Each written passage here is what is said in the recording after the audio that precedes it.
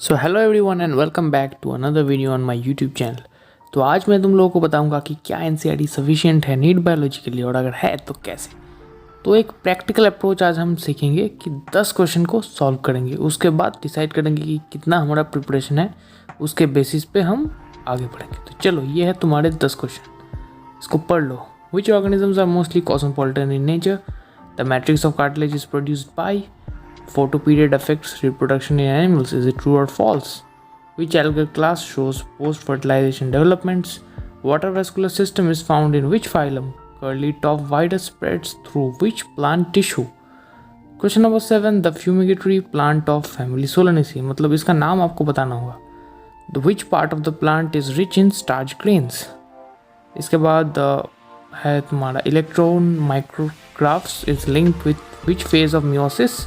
और lastly which element is required for overall metabolism in plants. तो ये 10 question तुम देख लो कितने सही कर पा रहे हो। इसके बाद हम जाएंगे आंसर्स पे, तो पॉज करके एक बार सारे क्वेश्चन का आंसर दे दो, उसके बाद हम चलेंगे आंसर्स पे। चलो यार, चलो पहले वाले क्वेश्चन के आंसर पे चलते हैं।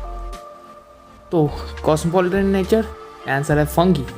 अगर तुमने एनिमल किंगडम का अच्छे से पढ़ा रीडिंग किया होगा तो किंगडम फंगी में पैराग्राफ मिलेगा कि fungi are cosmopolitan in nature, it occurs in air, water, soil and animals and plant. मतलब सब जगह मिलता है, इसलिए इसको कहा जाता है कॉस्मोपॉलिटन।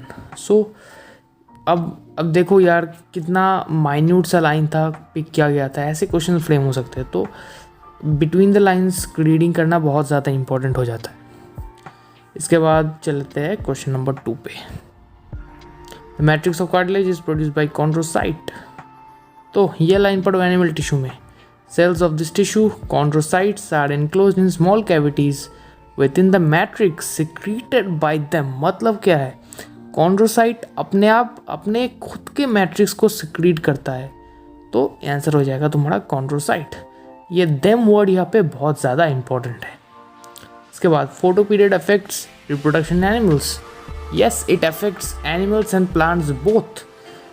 लिविंग वर्ल्ड चैप्टर में एक लाइन तुमको मिलेगा, ये रहा, photoperiod affects reproduction in seasonal breeders both plants and animals. Very important guys, इस लाइन को मिस अगर तुम्हारा हो जाता तो एक बड़ा कॉन्सेप्ट तुम्हारे हाथ से चूक जाता। इसके बाद which algal class shows post fertilisation developments? Answer red algae. Plant kingdom chapter के रेड एल्गी के बाद वाला जो पेज है, जिसमें एकदम टॉप पोर्शन में तुम्हें ये लाइन मिलेगा, sexual reproduction is oogamous and accompanied by complex post fertilisation developments. और ये लिंक करता है रेड एल्गी को, तो तुम्हारा आंसर हो जाएगा रेड एल्गी। ऐसे माइन्यूट लाइंस बहुत ज़्यादा मायने रखते हैं, तो इस तरीके से रीडिंग करो कि ये लाइंस तुमसे मिस ना हो। चलो, इसके बाद which vascular system is found in which phylum? Water vascular system is found in which phylum? Answer is echinodermata. तो एनिमल किंगडम में फाइलम इकाइनोडर्मेटा में क्लियरली मेंशन्ड है कि वाटर वेस्कुलर सिस्टम इकाइनोडर्मेटा में प्रेजेंट है। अब इसमें तुम कंफ्यूज कर सकते हो पॉडीफेरा से, जिसके पास कनाल सिस्टम है, और नीडेरिया, जिसके पास तुम्हारा गैस्ट्रोवेस्कुलर कैविटी।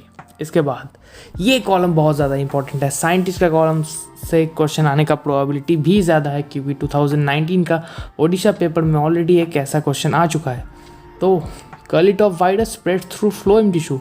ध्यान से देखो लाइन को, यहाँ पे क्लियरली ये मेंशन्ड है, तो ये पार्ट बहुत ज़्यादा इंपॉर्टेंट हो जाता है। और मैं तुमको बताऊंगा कि हर एक साइंटिस्ट के पोर्शन को तुम बहुत ही अच्छी तरीके से पढ़ो। और ये जो मैंने पिक किया था प्लांट फिजियोलॉजी के एकदम लेफ्ट साइड में, ये पहला साइंटिस्ट का कॉलम है, तो इससे क्वेश्चन फ्रेम होने का चांस है। ठीक है, तो अगले क्वेश्चन पे चलते हैं। The fumigatory plant of family Solanaceae. तो इसका आंसर हो जाएगा टोबैको। प्लांट फैमिली जहाँ पे तुम्हारा मेंशन्ड है, एकदम लास्ट लाइन में तुम्हारा लिखा है फ्यूमिगेटरी, तो ये बन जाएगा इसका आंसर। इसके बाद which plant part is rich in starch grains? इसका आंसर है dicot stem.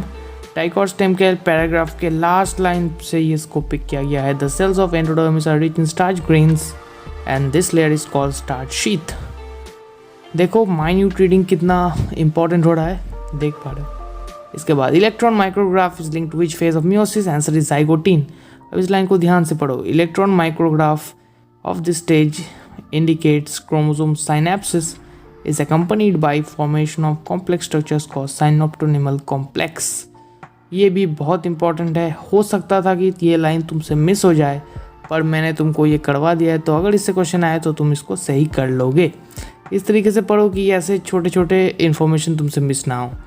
Which element is required for overall metabolism plants? Answer is copper. Mineral nutrition के चैप्टर में क्लियरली इसको दिया गया है, copper it is essential for overall metabolism in plants.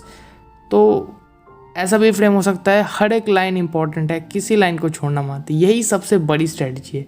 कोई supersonic theory तुमको ये नहीं सिखा पाएगा। अपने देखो, तुम्हारा आँख और एनसीईआरटी बुक सभी के पास होता है, उसको यूटिलाइज करके एक मतलब एवरेज स्टूडेंट से तुम एक्स्ट्राऑर्डिनरी स्टूडेंट बन सकते हो।